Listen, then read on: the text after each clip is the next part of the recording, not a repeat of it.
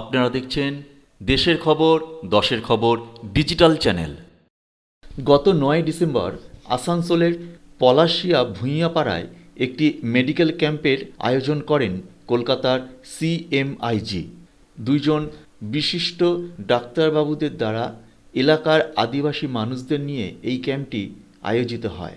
এখানে ৬০ জনের মতো পুরুষ ও মহিলার স্বাস্থ্য পরীক্ষা এবং ঔষধ বিতরণ করা হয়। সবশেষে মধ্যাহ্নভোজের ব্যবস্থা করা হয়। আমার নাম চন্দ্রশেখর কুণ্ডু, আমি এই এলাকাতেই থাকি আসানসোলে। আর আজকে এই ক্যাম্পটা করে খুব উপকার হচ্ছে আমাদের। আজকে পলাশডিয়া ভূঁইয়াপাড়াতে এই ক্যাম্পটি হচ্ছে। যদিও শুধু ভূঁইয়াপাড়া নয়, ভূঁইয়াপাড়ার আশেপাশে আমাদের ৮খানা যে গ্রাম রয়েছে, পাড়া রয়েছে, সেখান থেকে এখানে এসছেন। এখানকার মুখ্যত সমস্ত যারা রয়েছেন তারা দিনমজুর করেন আর কি, এবং বয়স হয়ে যাওয়ার জন্য এরা বসে গেছেন সবাই। মূলত ক্র্যাশার আছে, কিছু মাইন্স আছে, সবাই কিছু ব্রিক ফিল্ডস আছে, ওখানে ওরা কাজ করতেন এককালে। এখন বয়স হয়ে যাওয়াতে বসে গেছেন। এদের বিভিন্ন রকম শারীরিক অসুস্থতা রয়েছে বরাবরই কাজের কারণে। তো সেইগুলোকে যেহেতু এনারা এসছেন সিএমআইজি থেকে এবং এখানে ট্রিটমেন্ট করাচ্ছেন। আজকে আমরা ভেবেছিলাম 50 জন আসবেন, কিন্তু বাড়তে বাড়তে প্রায় 70-80 দিকে যাচ্ছে সংখ্যাটা, এবং অনেক মানুষ উপকৃত হয়েছেন, সহায় সম্বলহীন মানুষ। এবং এই যে শীতকাল পড়ার সাথে সাথে আপনারা জানেন যে রাঢ় বাংলাতে শীতের প্রচণ্ড প্রকোপ এই চত্বরে। তো সেই শীতে মানুষের খুবই কষ্ট হয়, ধোঁয়াধুলোতে কষ্ট হয়। বয়স্ক মানুষদের যদি আমরা এই সময় মানে শারীরিক মানসিক দিক থেকে যদি কেয়ার নিই বেশি করে, তাহলে ওনারাও অনেকটা মানে বাঁচতে পারেন, ভালোভাবে বাঁচতে পারেন। তো তার জন্য ওনাদের ধন্যবাদ। ওনারা খুব সুন্দরভাবে ক্যাম্প পরিচালনা করেছেন, অ্যাওয়ারনেস ক্যাম্পেইন এখানে করছেন, এবং যারা ছোট বাচ্চা মানে 8, 9, 10, 11, 12 তাদের সাথে ওনাদের যে যোগাযোগ স্থাপন বয়স্ক মানুষদের, সেটা ওনারা সুষ্ঠুভাবে করছেন। এই যে রোগের জন্য। কি হয়েছিল? রোগের জন্য কি রোগ হয়েছে? কি রোগ? ওই চোখে থোড়া ডিস্টার্ব, তারপরে পেটের, বুকের ওটা। ডাক্তারবাবুরা যে দেখলো এবং ফ্রিতে তোমাকে ওষুধ যে দিয়েছে, তো এই ওষুধগুলো দিয়েছে ডাক্তারবাবুরা, তো এগুলো দিয়ে তোমার মানে ভালো লাগছে? ডাক্তারবাবুরা যে এই যে দেখলো, ওষুধ দিল, ভালো লাগলো? ঠিকই লাগলো এখন। আমার নাম শঙ্কর রুইদাস। আপনি এখানেই থাকেন? হ্যাঁ, আমি এখানকার লোকাল। আচ্ছা, আজকে যে এখানে মেডিকেল ক্যাম্প বসেছে, সবাই এসেছে, সেটা আপনার কেমন লাগছে? খুবই ভালো লাগছে, খুবই ভালো লাগছে। আপনার মনে হয় যে এরকম ক্যাম্প মাঝে মাঝে হলে লোকাল যারা আছে তাদের সুবিধা হবে? হ্যাঁ, অবশ্যই এটা করলে তো খুবই ভালো হয়, কারণ অনেকে এখানে ফ্যামিলি আছে, ডাক্তার ঠিকমতো ট্রিটমেন্ট করাতে পারে না, বাইরেও যেতে পারে না, বাড়িতেই থাকে, তো খুব একটা মানে বাইরে যেতে পারে না। যদি এখানে ডাক্তারবাবুরা এসে কিছু ট্রিটমেন্ট করে যান তাহলে তো খুবই ভালো হয়। আর এখানে এদের মধ্যে উৎসাহ কেমন দেখছেন? হ্যাঁ, উৎসাহ তো খুবই ভালো, খুবই দারুণ। সবাই এসেছেন, হ্যাঁ, দেখাচ্ছেন, আমাদেরও খুব ভালো লাগছে, ওনারাও দেখছেন, সেটাও খুব ভালো লাগছে। আজকে এখানে যে ক্যাম্প হচ্ছে, আপনি তো লোকাল এলাকায় থাকেন, কেমন লাগছে? লাগছে অনেক ভালোই, কিন্তু যা হচ্ছে অনেক উপকারের জিনিস হচ্ছে। সেসব সুবিধা এখানে নেই, যে সুবিধাগুলো এখন পাচ্ছে অনেকেই উপকার হচ্ছে, সবাইকার উপকার হচ্ছে। আজ এই যে মেডিকেল ক্যাম্প চলছে, এখানে 3 জনকে পেয়ে গেছি যারা ডাক্তার দেখিয়ে বেরিয়ে আসছেন। আমরা ক্যাম্পে চলে এসেছি, তোমরা ডাক্তারবাবু এসেছে, আমাদের প্রোগ্রাম হয়ে গিয়েছে। আমাদের প্রেসারে, হোঁটো ব্যথা, পেট ব্যথা, এই গলা মাথা ব্যথা, এই জন্য আমরা চলে এসেছি। ওষুধ দিয়েছে তাতে তোমাদের উপকার? হ্যাঁ, আমাদের তোমরা ডাক্তারবাবু ওষুধ দিয়েছে, আমাদের উপকার চাইনি। সম্বতী ভূঁইয়া, কোথা থেকে? কাটাগড়িয়া থেকে আসছে। আর এই মাথা ঘোরা আর খাসি, এইসব দেখাতে এসছো? হ্যাঁ, এগুলো দেখাইতে এসেছে। পেট ব্যথা, হাতু ব্যথা, মাথা ব্যথা, এইখানে ডাক্তারবাবুর কাছে এসেছিলাম, তো এখন ওষুধ নিয়েছি, এখন ভালো লাগছে। আজ সিএমআইজি থেকে যে হেলথ ক্যাম্প চলছে, তো তাতে আপনি তো ডাক্তার হিসেবে কীরকম রেসপন্স দেখলেন? রেসপন্স খুবই ভালো হয়েছে, এবং এখানকার গ্রামের পেশেন্টদের মধ্যে একটা অ্যাওয়ারনেস আছে যে একটা হেলথ ক্যাম্প হলে বোধহয় তারা এরকম ধরনের হেলথ ক্যাম্পের মধ্যে আসা এবং একদম তার মধ্যে ট্রিটমেন্টের মধ্যে পার্ট নেওয়া, এটা খুব ইম্পর্ট্যান্ট। আগে যে নিজের রেসপন্সটা খুবই দরকার। আজকে আমি এবং আরেকজন ডাক্তারবাবু দুজন মিলে, আমি আজকে 30টা দেখেছি, ডাক্তারবাবু একজন 25-30টার মতন ওনারও পেশেন্ট আছে, এবং আরও এখনও পেশেন্ট বাকি আছে এখনও পর্যন্ত। মেনলি এখানে গ্রামের দিকে মেন সমস্যাটা যেটা হচ্ছে সেটা অ্যালকোহলিক ডিসঅর্ডারের ক্ষেত্রে আছে, আর একটা হচ্ছে আপনার নেশা করার মধ্যে যে প্রবণতা, আর তার সাথে আপনার যেটা হচ্ছে শ্বাসকষ্ট, নার্ভের সমস্যা, মেনলি খিঁচুনি, কনভালসেন এপিসোড। আচ্ছা, চোখের সমস্যা প্রচুর আছে। যদি চোখটা এখন আমরা এখানে আমরা কিছু সেরকমভাবে কিছু করতে পারলাম না, আমি সমস্ত পেশেন্টকে বলেছি আসানসোল জেলা হাসপাতালে দেখানোর জন্য। সেখানে আমাদের সম্পূর্ণ ফ্রি অফ কস্ট ট্রিটমেন্ট এবং সম্পূর্ণ ফ্রি অফ কস্ট আমাদের অপারেশন, ছানি অপারেশন হচ্ছে আমাদের আসানসোল জেলা হাসপাতালে। তো সেক্ষেত্রে আমরা এরকমভাবে একটা আশা করছি আগামী দিনেও আমরা এরকম ধরনের একটা আয়োজন করতে পারবো, খুব ভালো লাগবে তাহলে।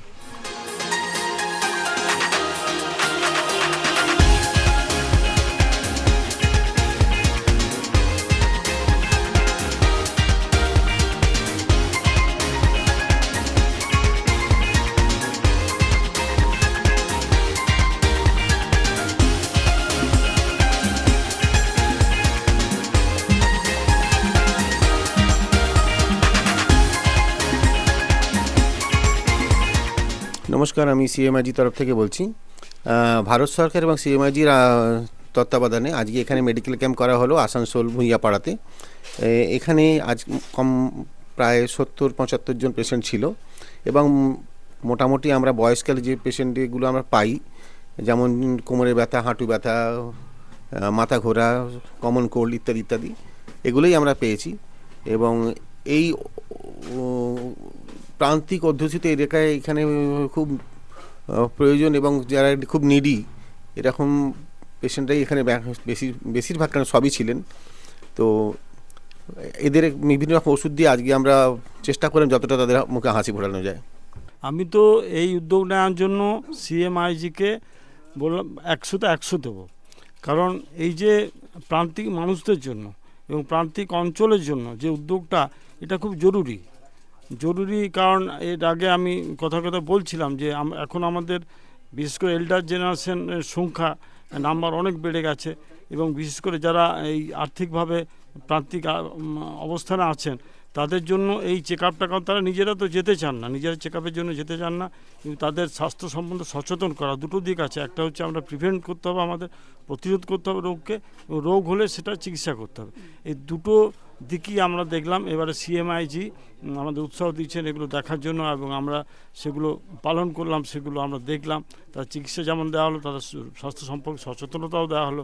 অতএব আমি অবশ্যই সিএমআইজিকে কুর্নিশ জানাই তাদের এই উদ্যোগের জন্য, এবং এই উদ্যোগ যেন বারে বারে হয়, আমি এটা কামনা করব।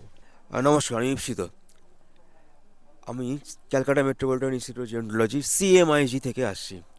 সিএমআইজি আজকে জিনিসটা করলো, একটা হেলথ অ্যান্ড ওয়েলনেস ক্যাম্প বা সেন্সিটাইজেশন অ্যাওয়ারনেস ক্যাম্পেইন, এটার সম্বন্ধে কিছু বলার আগে আমার মনে হয় যে একটা কনটেক্সট বলাটা খুব জরুরি।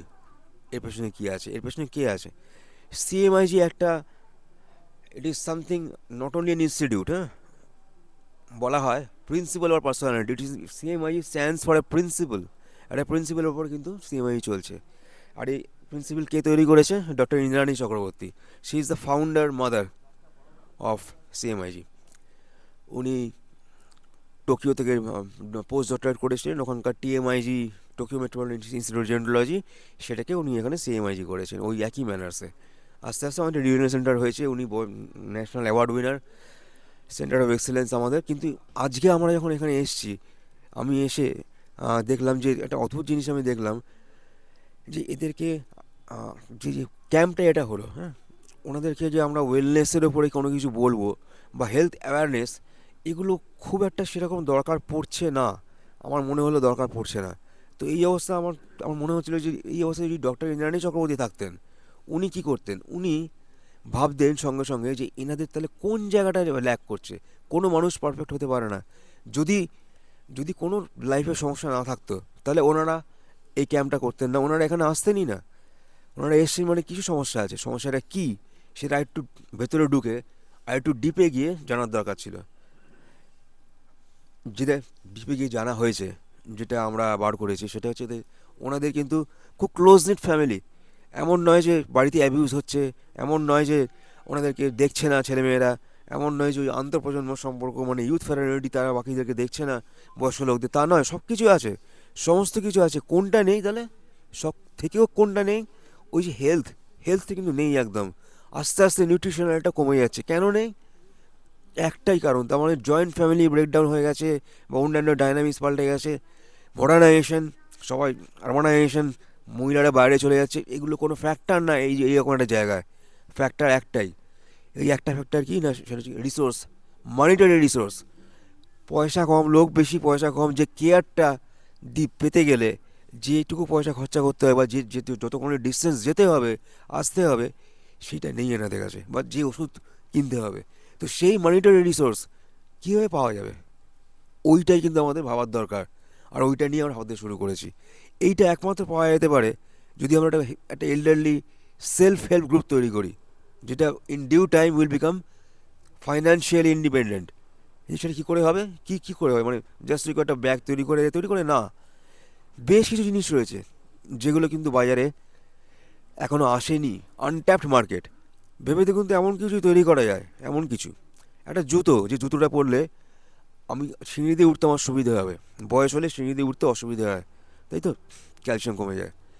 আমি এমন কিছু তৈরি করতে পারি যেটা আমার ছাতার কাজ করবে, একটা অস্ত্রেরও কাজ করবে, একটা জিপিএসেরও কাজ করবে।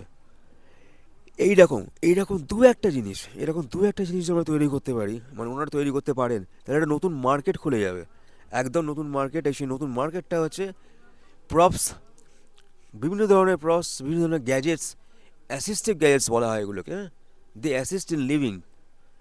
অ্যাসিস্টিভ গ্যাজেটস যদি ওনারা তৈরি করতে পারেন, খুব সামান্যভাবে তৈরি করা যায়, সেই ট্রেনিংটা আমরা দিই কীভাবে তৈরি করতে হয়, আমাদের অফিসেই ট্রেনিং দেওয়া হয়, ইয়াং ক্যাডারদের দেওয়া হয়, তারা এসে ওনাদেরকে শিখিয়ে দিয়ে যাবেন।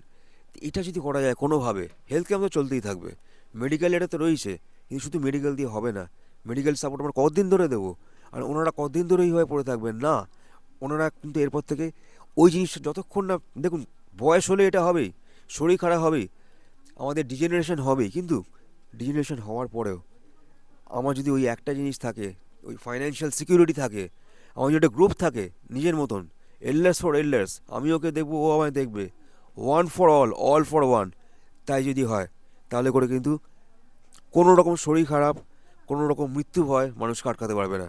দে will soar high, they will bow out with dignity and grace.